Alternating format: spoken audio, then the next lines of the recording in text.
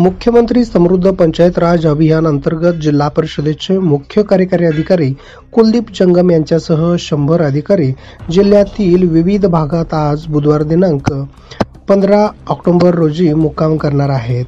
तसेच दुसऱ्या दिवशी प्रभात फेरी महाश्रमदान करून मुख्यमंत्री समृद्ध पंचायत राज अभियानाची जनजागृती करणार आहेत।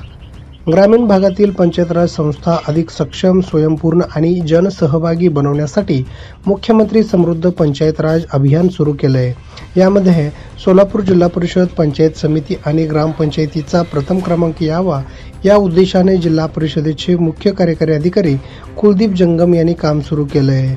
बुधवारी जिल्हा परिषदेचे मुख्य कार्यकारी अधिकारी जंगम सर्व विभाग प्रमुख, गट विकास अधिकारी, तालुकास्तरीय सर्व विभाग प्रमुख जिल्ह्यातील निवडक ग्रामपंचायतीमध्ये मुक्काम करणार आहेत, अशी माहिती डेप्युटी CEO सूर्यकांत भुजबळ यांनी दिली आहे।